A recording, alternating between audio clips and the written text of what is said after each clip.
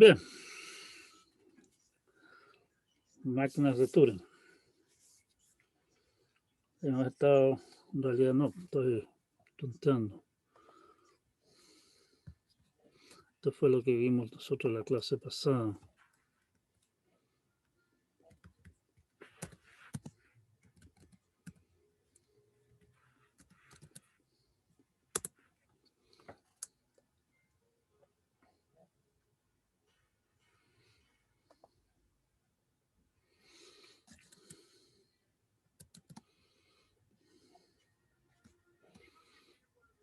Esto no.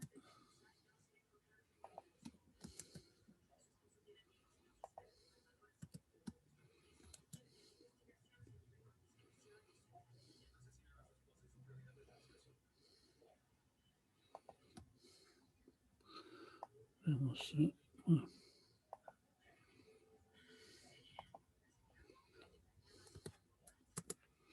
Ahí sí.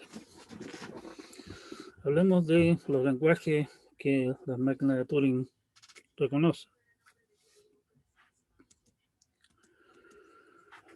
Es bastante más fácil, bastante más natural razonar con colecciones de números naturales y nosotros hasta el momento hemos estado siempre hablando de lenguaje, palabras, autómatas, palabras como colecciones de, o sea, perdón, lenguajes como conjuntos de palabras.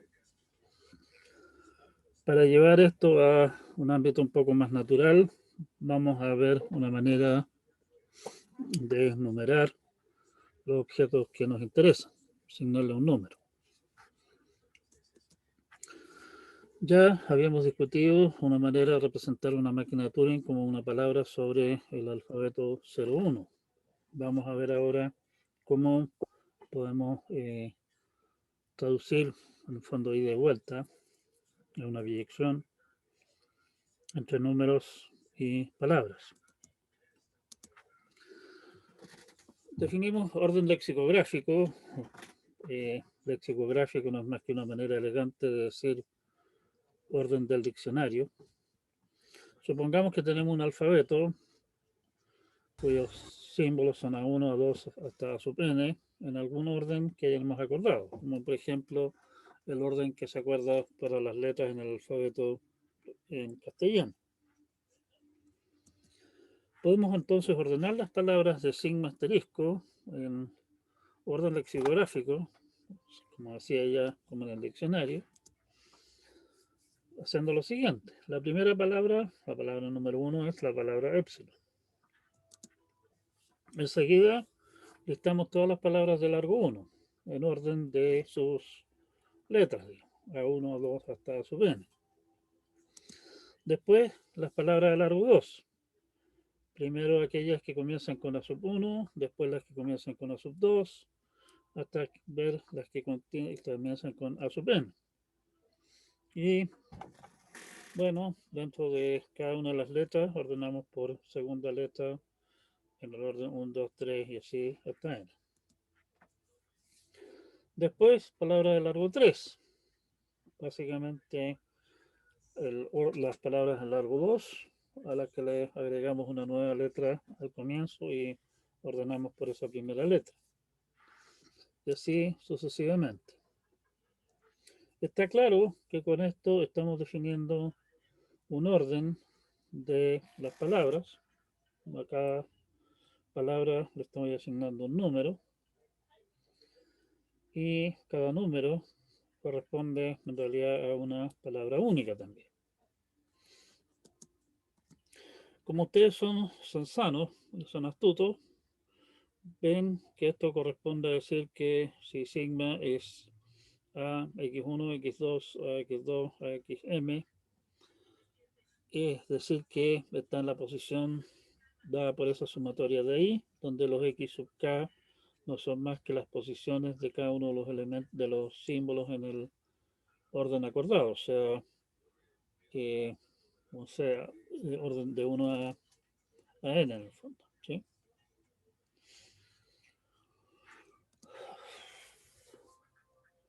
Es fácil de esa expresión traer un algoritmo que, dado un número, da la palabra que corresponde en la lista. Y con eso en realidad tenemos concretamente la biyección que les comentaba antes. Si nuestro alfabeto es simplemente el alfabeto 01, es más simple, una manera eh, más o menos trivial de armar la biyección del caso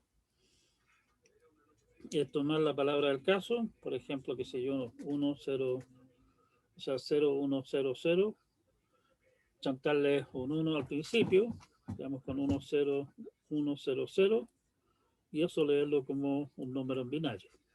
Le da exactamente el mismo orden que habíamos definido arriba.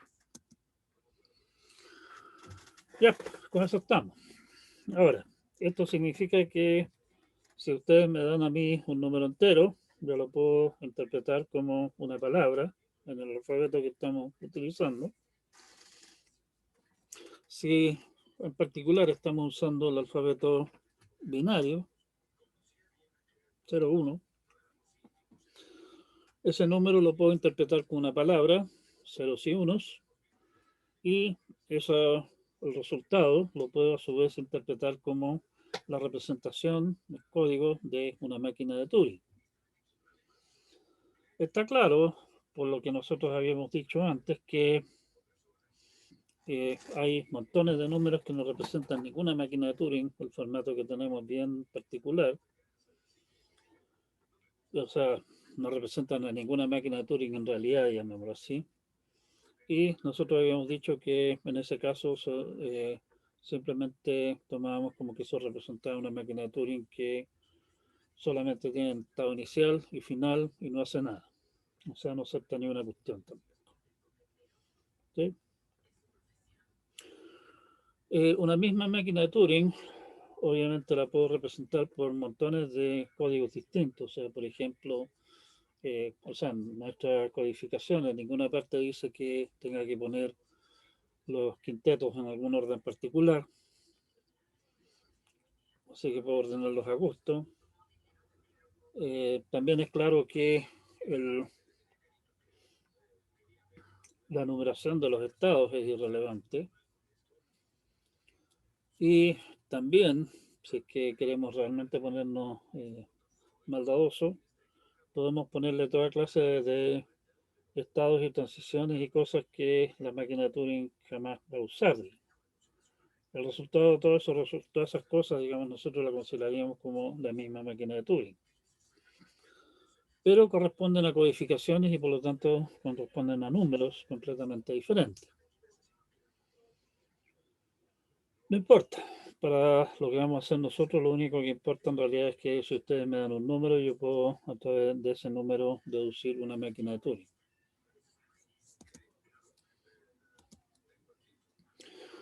Ahora, las palabras, consecuencia de máquina de Turing, entonces forman un conjunto numerable. O sea, existe una biyección entre las palabras sobre el alfabeto sigma y los números naturales. Teorema de Cantor, los tantos, dice que es imposible, básicamente hay más subconjuntos de un conjunto que elementos del conjunto. Eso siempre es así, eso es así con conjuntos finitos, pero también es cierto con conjuntos infinitos. Por lo tanto, como los lenguajes no son más que conjuntos de palabras, hay más lenguajes que palabras. El conjunto de lenguajes es un conjunto no numerable. Y eso significa que no puedo, que tienen que haber lenguajes que ninguna máquina de Turing acepte, por el simple hecho de que en el fondo hay más lenguajes que máquinas de Turing. Esto hasta acá es un resultado un tanto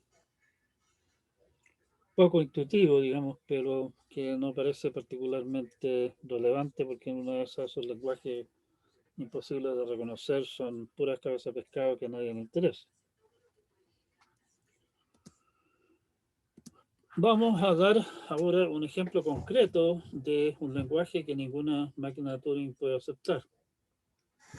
La demostración es bastante instructiva, sigue la misma idea que usó Cantor también para demostrar que hay más números reales que números naturales.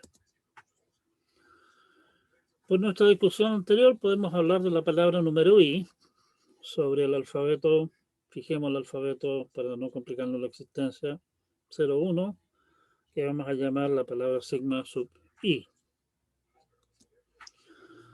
Por nuestra codificación de máquina de Turing, podemos también decir, oiga, sigma sub i corresponde a una máquina de Turing y esa máquina de Turing número i la vamos a llamar m sub i.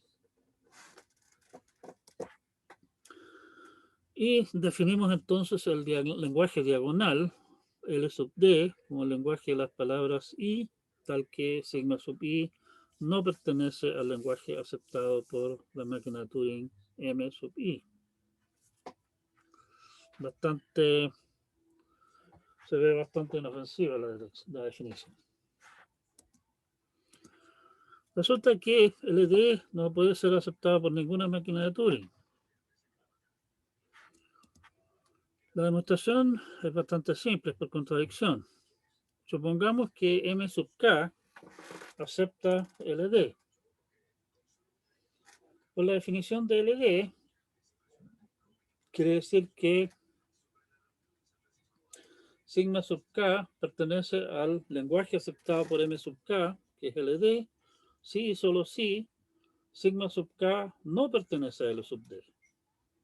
Eso es completamente ridículo. O sea, no puede ser que sigma sub K pertenece al lenguaje si y solo si no pertenece. ¿Dónde está la trampa? Supusimos que hay una máquina de Turing que acepta LD. No puede existir esa máquina de Turing. Si ustedes se fijan, con lo que nosotros hicimos en su oportunidad cuando hablamos de Hola Mundo, el razonamiento que hay detrás del cuento es exactamente el mismo. Claro que acá lo estamos mostrando en forma un poco más resumida. Tenemos entonces un tema ya que nos muestra que la cosa es más compleja de lo que uno se imaginaba al principio. Hay lenguajes que ninguna máquina de Turing puede reconocer. Y como un paréntesis a lo que estamos hablando, exactamente el mismo razonamiento que hicimos para demostrar que L sub D, o su equivalente moral, digámoslo así, no puede ser reconocido por una máquina de Turing, podemos aplicar exactamente el mismo tipo de razonamiento a cualquier formalismo que implique computación, que de alguna manera podamos numerar las distintas instancias de ese formalismo. Llámesele programas en C o cualquier cosa que ustedes quieran. Así que eso no es un tema de que, oye, el tema es que las máquinas de Turing no sirven porque no son capaces de reconocer esta cosa, es un problema muchísimo más fundamental.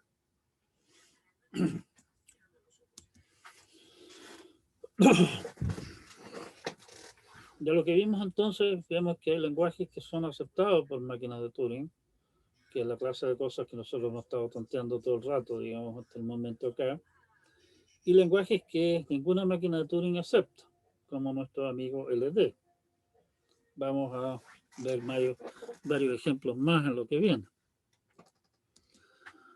Son de particular interés aquellos lenguajes aceptados por máquinas de Turing que siempre se detienen, o sea, máquinas de Turing deterministas en realidad, en este caso, que siempre se detienen. O sea, que en un plazo finito, puede ser gigantescamente largo, pero tengo la garantía que en algún momento el cuento se va a detener y me va a dar la respuesta. Basta armarse de paciencia. No estamos corriendo el riesgo de que la cuestión se meta en un ciclo infinito, nos quedemos esperando hasta que se nos pongan verdes los dientes. Bueno, dada esa clase de situaciones, nos vamos a definir entonces un lenguaje que aceptado por una máquina de Turing se llama computablemente enumerable. Un lenguaje aceptado por una máquina de Turing que siempre se detiene se llama computable o decidible. Y nuevamente aquí voy a tener que agregarlo como, eh, como nota a mí mismo para corregirlo. Eh,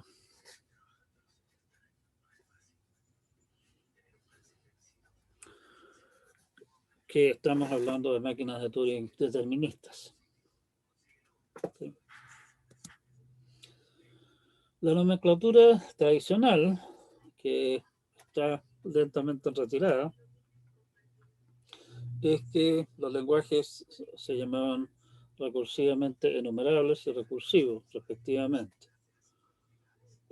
Yo personalmente he adoptado este cambio, digamos, hace relativamente poco tiempo y por lo tanto puede ocurrirme que se me enrede la lengua y de repente hable de recursivamente enumerable, qué sé yo.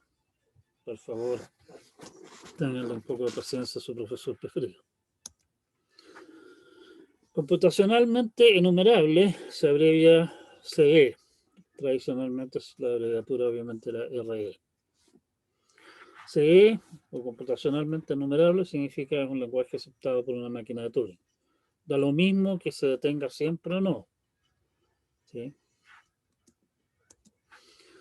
Lo de computablemente enumerable se refiere a que da una máquina de Turing que acepta algún lenguaje M, podemos confeccionar una lista, una enumeración de las palabras del lenguaje aceptado de la máquina de Turing como sigue a continuación. Podemos generar sistemáticamente los pares IK para no omitir ninguno. Podemos ir en orden de I más K creciente, o sea, por ejemplo, primeramente haga todos, considere todos los pares para los cuales I más K suma 1. Bueno, no hay ninguno en realidad. Todos los pares para los que suma 2, hay uno solo, 1 más 1. Todos aquellos para los que suma 3, 2 más 1 y 1 más 2. Todos los para los que suma 4, 1 más 3, 2 más 2, 3, 1 más 3, 2 más 2, 3 más 1. Y así sucesivamente. ¿Sí? Para cada par y K ejecutamos M sobre sigma sub I, la palabra I que habíamos conversado antes, por K pasos. Si es que M acepta sigma sub I,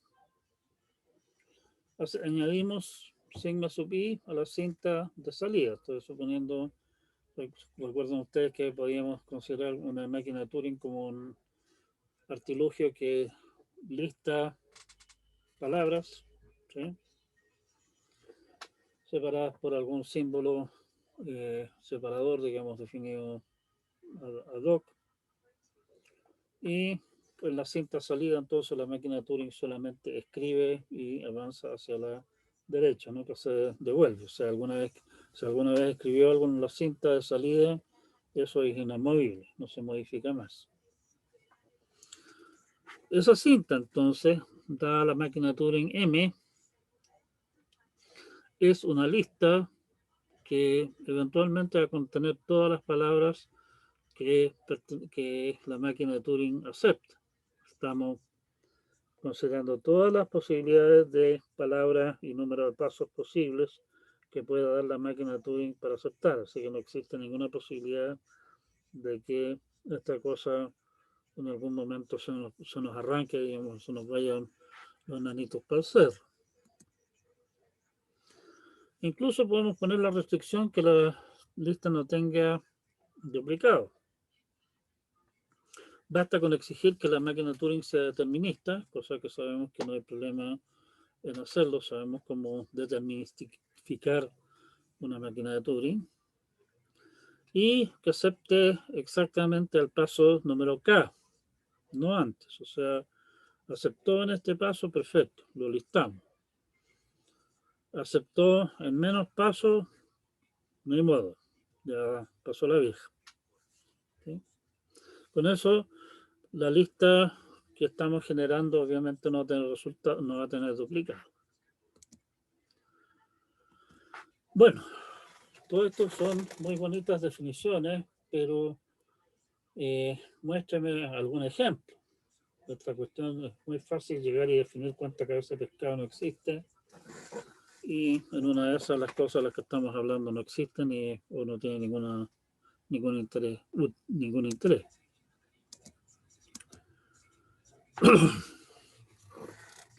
Nombres computables. Los lenguajes regulares son todos computables, o sea, preguntar si es que una palabra pertenece o no a un lenguaje regular.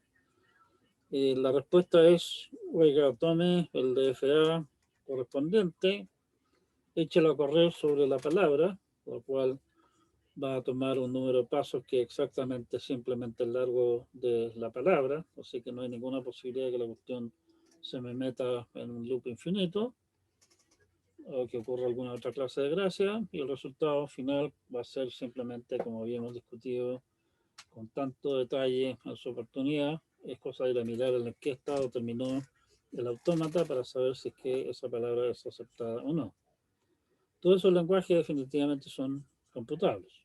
No son los únicos, hay más, pero estamos pidiendo ejemplos y ahí tienen una colección infinita de ejemplos. Computablemente numerable, bueno, todos aquellos lenguajes que son aceptados por máquinas de Turing. Nuevamente más o menos la misma historia anterior, digamos, invéntase una máquina de Turing cualquiera, ponga los proverbiales monos a tipear y armar máquinas de Turing. El lenguaje que esa cosa acepte es un lenguaje computablemente enumerable. Lenguajes que no son computablemente enumerables siquiera, nosotros dimos el ejemplo LD. O sea, como ya les había comentado, vamos a ver varios ejemplos más en lo que viene. Ahora, los lenguajes computablemente enumerables están, digámoslo así, de alguna manera en la frontera de lo que nosotros como simples humanos, perdón, como simples humanos estamos en condiciones de alguna manera de aprender. ¿Sí?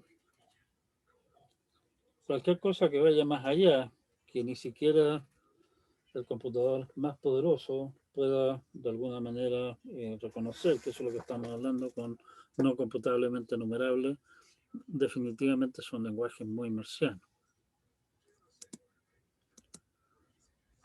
Claro que la pregunta en realidad es si hay lenguajes computacionalmente enumerables que no son computables, porque claramente un lenguaje computable o decidible, por definición, es computablemente enumerable.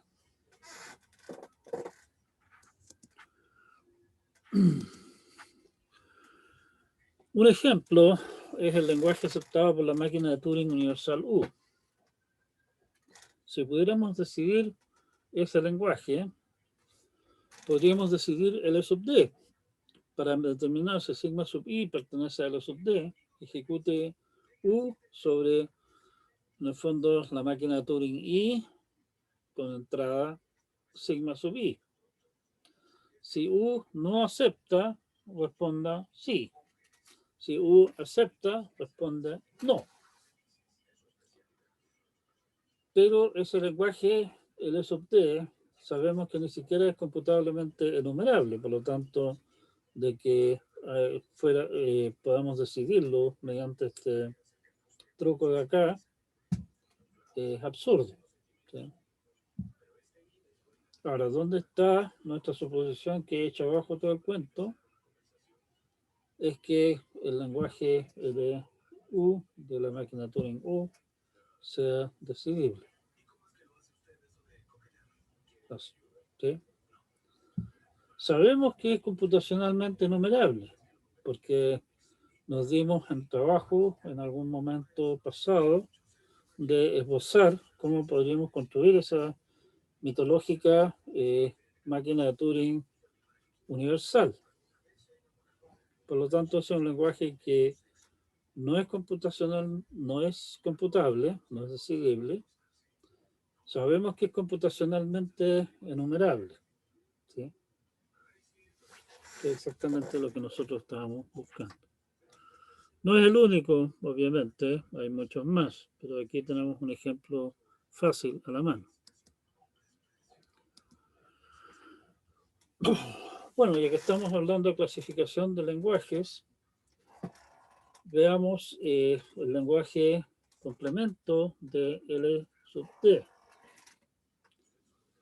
Resulta que L sub D complemento es computablemente enumerable. Primeramente, L sub D es sigma sub I, tal que sigma sub I pertenece al lenguaje aceptado por la máquina de Turing I. Hay dos demostraciones para esto. Aquí vamos a usar la demostración basada en enumeración. Podemos enumerar el sub D complemento y generar nuevamente, igual como estábamos discutiendo antes, todos los pares IK sistemáticamente para ejecutar la máquina Turing I sobre la palabra sigma sub I por K pasos, y si acepta, bien, es parte de el lenguaje de complemento. ¿Sí? Eso. Ya. Ahí tenemos un par de lenguajes, un lenguaje y su complemento, y vemos cómo se relacionan, o sea, cómo se relacionan, llamémoslo así, sus clasificaciones. Veamos qué posibilidades hay para L y L complemento. Primeramente, si L y L complemento, bueno, en realidad me faltó acá uno.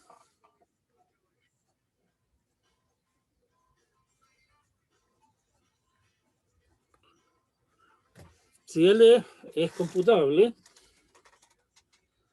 podemos decidir L complemento por la vía de simplemente preguntar, oiga, ¿esta palabra pertenece a L? Si me responden que sí, respondemos no pertenece a L complemento. Si me dicen que no, respondemos sí, pertenece a L complemento. O sea, si un lenguaje es computable o decidible, su complemento también lo es. ¿Sí? Segunda cosa, si L y L complemento son ambos computablemente enumerables, vamos a demostrar que ambos son computables, o sea, ambos son decidibles. La demostración es bastante sencilla. Supongamos que me dan máquina Turing M y M complemento, M barra, donde L es el lenguaje aceptado por M y L complemento es el lenguaje aceptado por la máquina M barra. Lo que hacemos entonces es correr M y M complemento o M barra en paralelo. Básicamente copie la entrada a otra cinta. Como primera cosa, aparece al comienzo las dos cintas, perfecto. Y ahora en una de las cintas vaya simulando un paso de la máquina de Turing M. En la otra cinta vaya simulando un paso de la máquina de Turing M barra. Y así nos vamos. Un paso aquí, un paso allá, o incluso los dos pasos en paralelo. Claramente, esas simulaciones de M y M barra no interfieren entre sí. Una de las dos va a detenerse, porque la palabra, ya sea que pertenece a L o pertenece a L complemento, en algún momento una de las dos máquinas de Turing tiene que detenerse, y cuando lo haga es cosa de saber cuál se detuvo, cuál aceptó. ¿Sí? Y eso me dice que el lenguaje es S, es L o sea, la palabra pertenece a L o pertenece a L complemento. El proceso claramente es finito, como habíamos dicho, ya sea la máquina Turing M o la máquina Turing M barra acepta la palabra en un plazo finito, por la definición que habíamos dado de aceptación.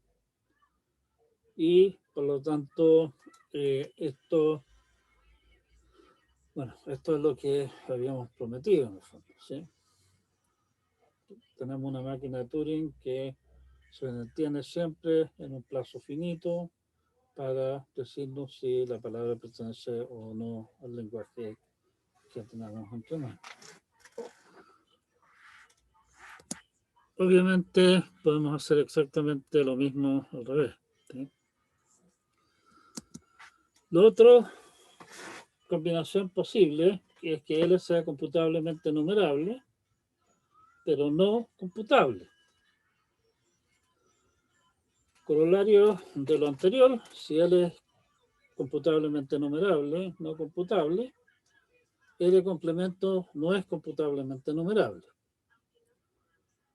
Si fuera L complemento fuera computablemente numerable, querría decir que L y L complemento son ambos computables. Y habíamos dicho de base que L no era computable. Y la opción que nos va quedando es que tanto L como L complemento no sean computablemente numerables. Esa es la última categoría posible, o sea, no hay más opciones. Los lenguajes que están en esa categoría sí es que son, en realidad sí que son marcianos, ¿sí? O sea, ni siquiera los podemos describir por la vía de decir no es ninguno de estos, ¿sí? Vamos a ver ejemplos concretos de esa clase de lenguajes en harto rato más. Falta bastante para llegar a esa clase de entretención.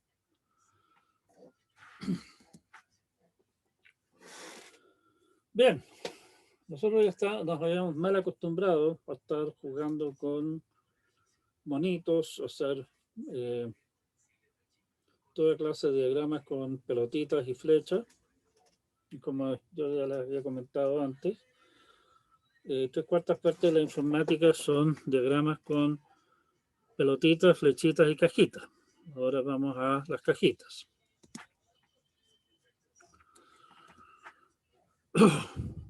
Vamos a diagramar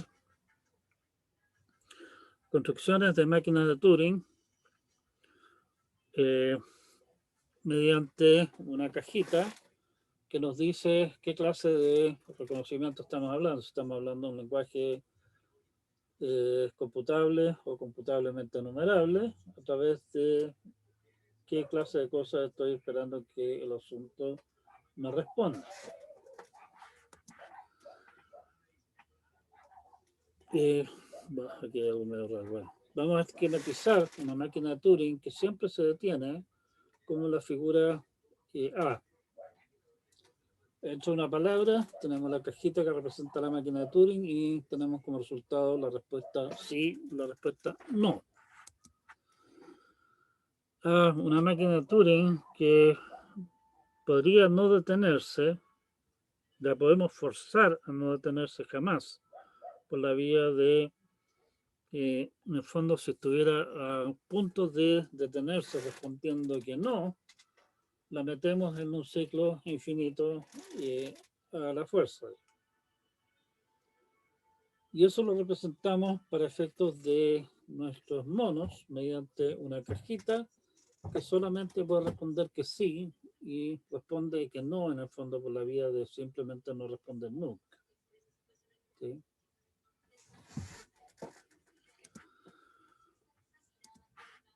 Vamos a repetir como ejemplo una demostración que ya habíamos hecho antes. Vamos a suponer siempre que hagamos esta clase de cosas, uno puede suponer que tenemos cajitas que representan ciertas máquinas de Turing conocidas que ya hemos construido antes, como por ejemplo la máquina universal U. Y vamos a usar construcciones, vamos a ver algunas cosas de ese tipo. Ups. Ya, ay, por favor, disculpen. Un poco más adelante, tales como simplemente sacar copia de la corriente de entrada, tener dos cajas en paralelo, lo que hemos discutido antes, inventar palabras usando no determinismo, que en el fondo es simplemente empezar a escribir cualquier cabeza de pescado que se nos venga a la mente en la cinta hasta que nos aburramos y retorcer a su comienzo.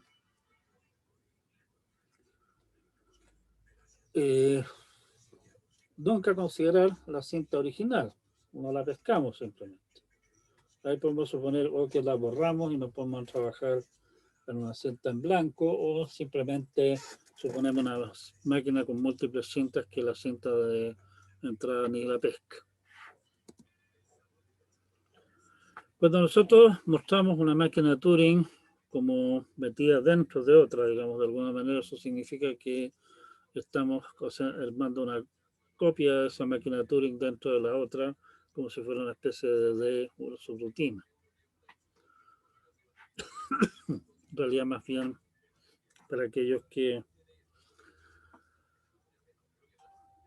hayan jugado con esto, es más bien el efecto de una macro, no una subrutina realmente.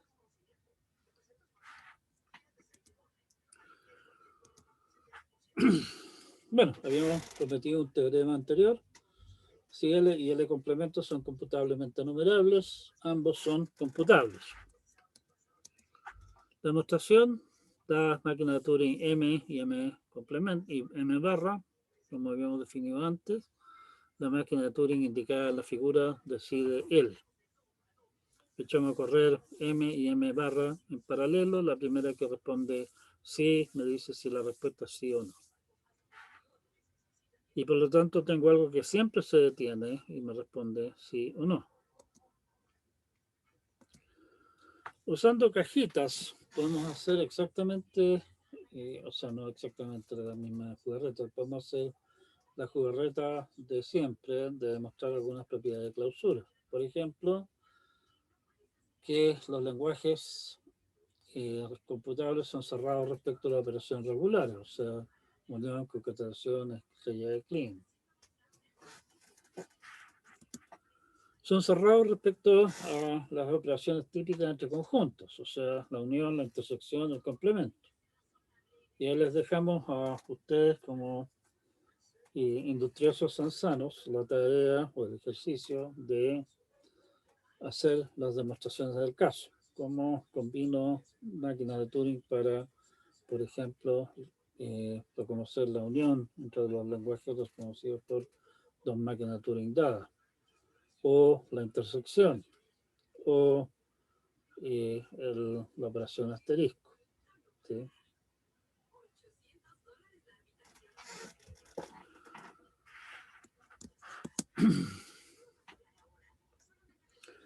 Y bueno, podríamos en realidad divertirnos durante largo rato inventando otras operaciones con respecto a las cuales los lenguajes de caso son cerrados. Pregunta indiscreta que vale la pena que ustedes le den un par de vueltas. ¿Cuáles de las listas de operaciones que dimos anteriormente no son válidas para lenguajes computacionalmente numerables? Estamos en alguna parte en nuestra demostración usando el hecho de que algunas de las máquinas de Turing que estamos usando en la construcción pueden responder que no. ¿Sí? Ahí se los dejo. La demostración de lo siguiente es solo aplicar las definiciones. Sean P1, P2 problemas. O sea, habíamos definido que un problema no es más que un lenguaje sobre algún alfabeto sigma. O sea, un problema es un subconjunto de sigma asterisco, un lenguaje, donde P1 se reduce a P2. O sea, hay una función que toma una instancia de P1, una palabra que podría o no pertenecer a P1, y la traduce en una instancia de P2, una palabra que podría o no pertenecer a P2, tal que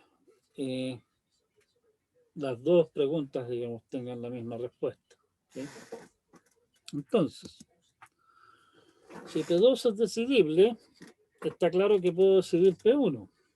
O sea, es cosa de, para decidir P1, es cosa de tomar la instancia de P1, traducirla a la instancia correspondiente de P2 y decidir. Estamos listos. Al revés, si P1 no puede decidirse, tampoco puede decidirse P2, que en el fondo es contrapositivo de lo anterior. Si P2 es computacionalmente numerable, P1 es computacionalmente numerable. También bastante obvio, digamos. Si P1 no es computacionalmente numerable, P2 tampoco es computacionalmente numerable. ¿Sí?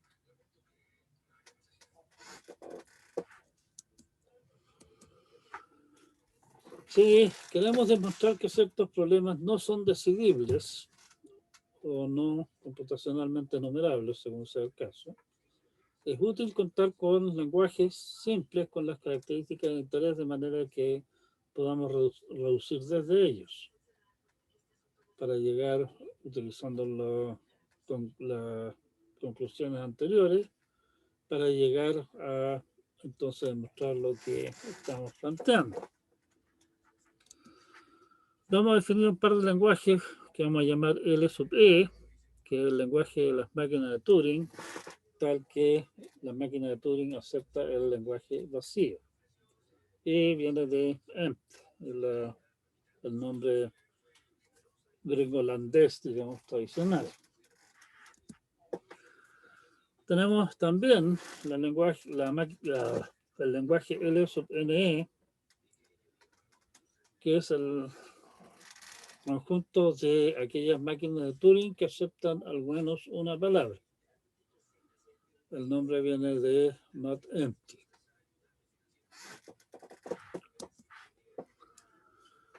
Para referencia futura, es claro que LE y LNE son complementos.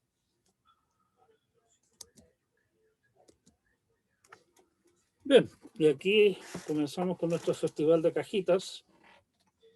El lenguaje L sub NE es computacionalmente numerable.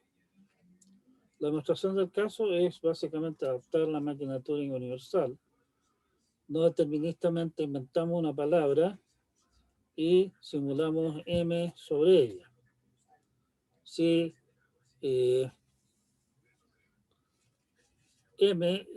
U, tomando la máquina de Turing M como datos, junto con la palabra W, me dice que M acepta esa palabra, estamos al otro lado.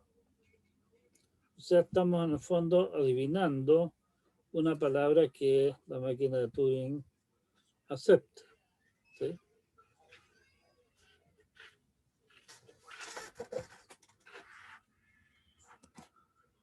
LNE no es decidible. Esta demostración es un poquitito más enredada que la anterior, así que ojo con esto. Sabemos que el lenguaje de U, no es decidible. Fue una de las cosas que habíamos discutido hace un rato atrás. Vamos a reducir LU a LNE.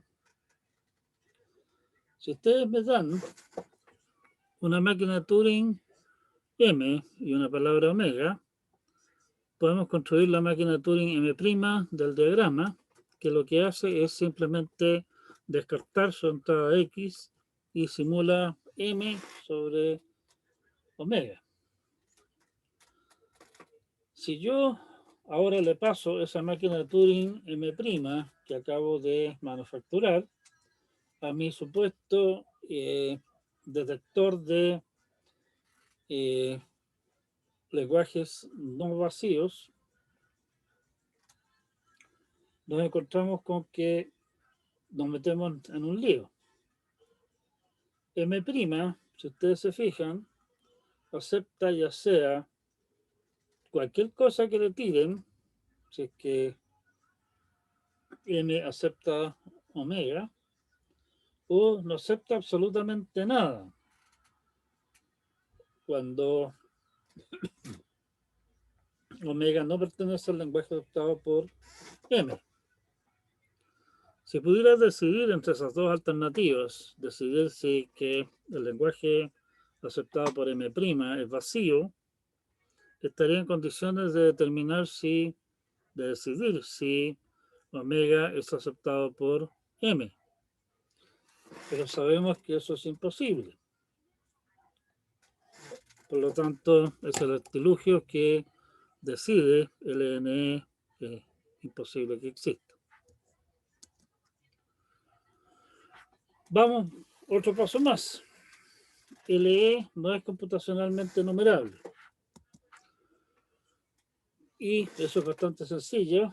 Antes demostramos que LE complemento, que es simplemente LNE, como habíamos dicho, es computacionalmente enumerable, pero sabemos que no es decidible. Y por el teorema que tenemos sobre lenguajes y sus complementos, eso indica que L sub E no puede ser computacionalmente enumerable.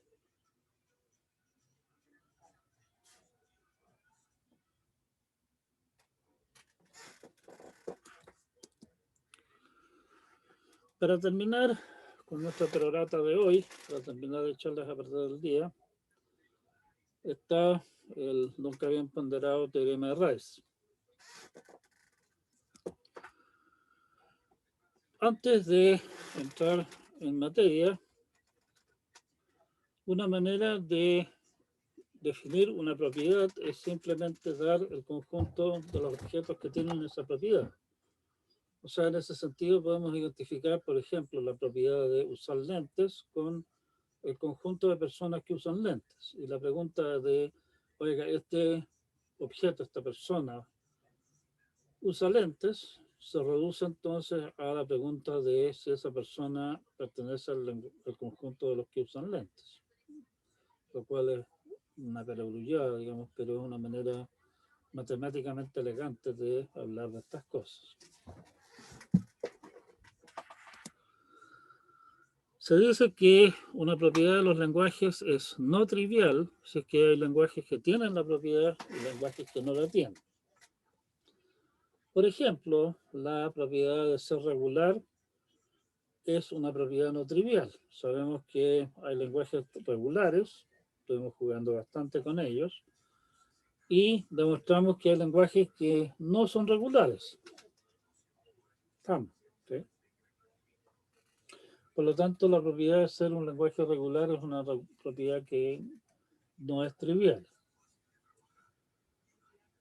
La propiedad de, no sé, ser un subconjunto de sigma asterisco, por decir algo, es una propiedad trivial. Todos los lenguajes son subconjuntos de sigma asterisco, por definición de lenguaje. La propiedad de, qué sé yo, ser de color azul, también es una propiedad trivial. Los lenguajes no tienen color y por lo tanto no pueden ser azules. ¿Sí?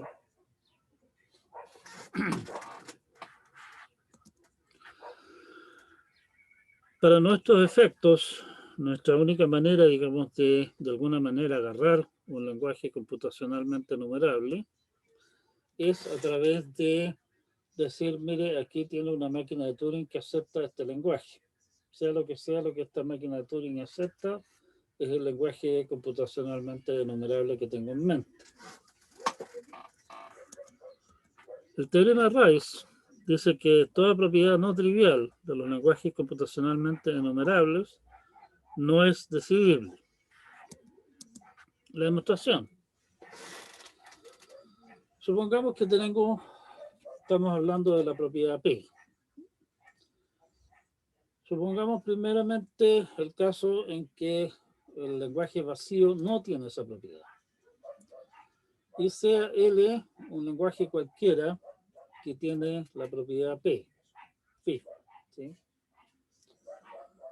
Como nosotros estamos tomando máquina de Turing para representar los lenguajes, bueno, supongamos que la máquina de Turing M, fija, concreta, acepta el lenguaje L.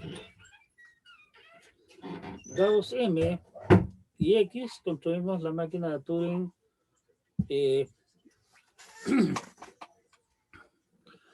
M', como se indica abajo. Está claro que el lenguaje que acepta M' es nuevamente igual que en el caso que nosotros habíamos comentado. A ver, ¿qué es lo que hace esta cosa? Dado X, fijo, dato, digamos, de nuestra construcción, se lo pasamos a la máquina Turing M y vemos qué es lo que hace. Si la máquina Turing M dice que sí, echamos a correr la máquina Turing M sub L sobre la entrada del cuento y respondemos lo que dice M sub L corriendo sobre omega, la entrada a toda la caja grande.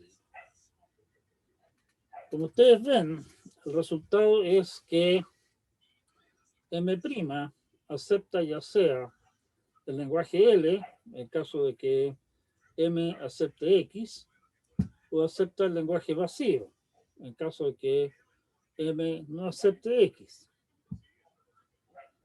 El lenguaje que M' acepta tiene la propiedad L si y solo si M acepta X.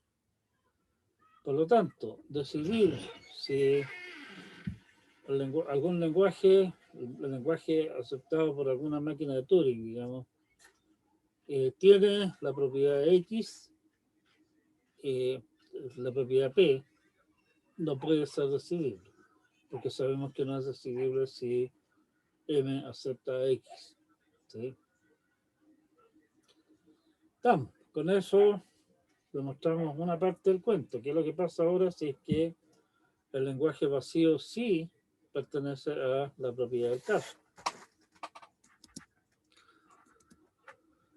Basta considerar la propiedad no P, que es una propiedad no trivial. Habíamos dicho que P no es trivial, hay lenguajes que tienen la propiedad P y otros que no la tienen, por lo tanto hay lenguajes que están en no P y hay lenguajes que están en P. O sea, la propiedad no P no es trivial. Como el lenguaje vacío está en P en este caso, no P es una propiedad no trivial que no incluye al lenguaje vacío y a esa propiedad podemos aplicarle lo que acabamos de demostrar. Estamos al otro lado.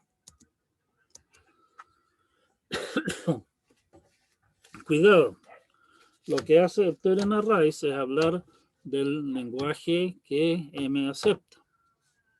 No habla de M ni habla de su comportamiento.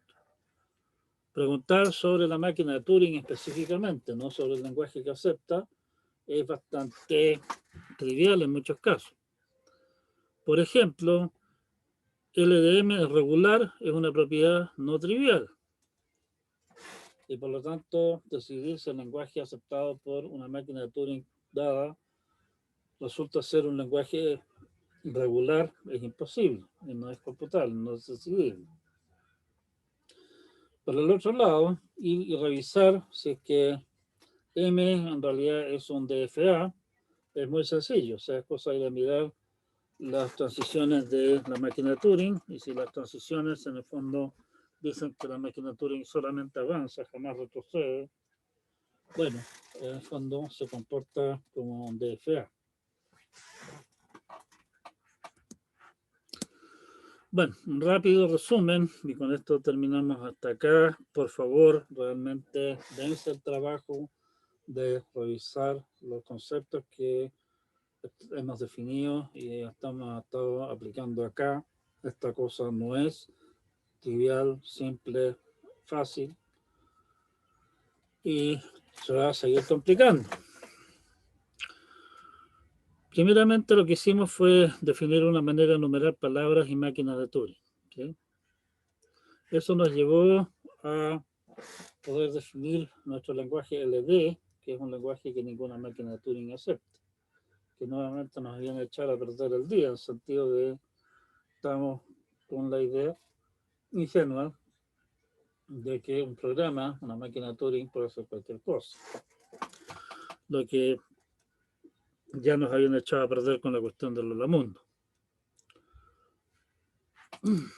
Definimos los conceptos de computable o decidible y computablemente numerable.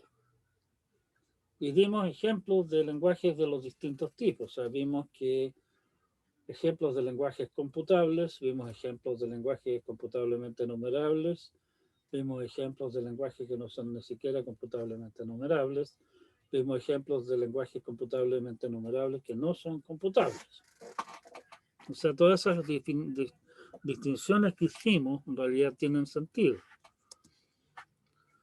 Exploramos rápidamente qué es lo que pasa con L y su complemento. ¿Qué pasa si es que es computable, computablemente numerable, etcétera? ¿Cuáles son las distintas posibilidades que se nos abren? Y vimos que en realidad todas las posibles combinaciones hay solamente unas pocas que sobreviven, las otras son imposibles. Definimos cómo podemos representar máquinas de Turing mediante cajitas y qué construcciones involucran. En caso de que ustedes hagan alguna construcción cajitológica en sus certámenes o lo que sea, por favor agreguen una breve explicación en palabras de qué es lo que se supone que la construcción representa. Clasificamos los lenguajes LE, que no es computablemente numerable, y su complemento LNE, que es computablemente numerable, no decidible. Y finalmente rematamos demostrando el teorema de Rice, que en el fondo dice que no se puede decidir nada, lo cual es bastante choqueante. Y con eso quedamos hasta aquí por el día de hoy, después de casi una hora casi justa de estar hablando. Sí, falta un minuto para que se cumpla una hora hablándole cera. Así que eso.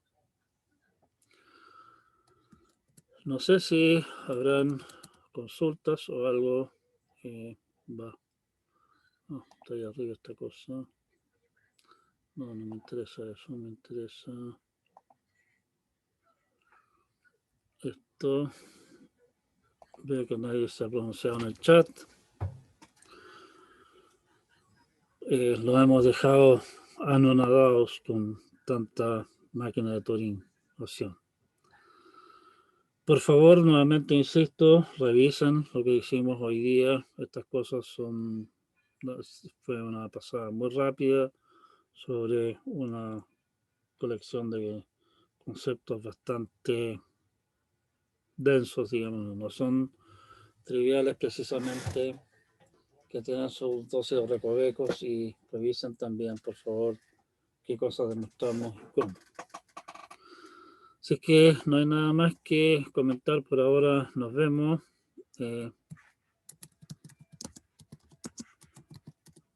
Y recuérdenme no escribir nunca con acentos en el chat, porque esa cosa tiene la costumbre de matar Zoom. Bien, nos quedamos hasta acá. Un rato más voy a publicar el video correspondiente. Chao.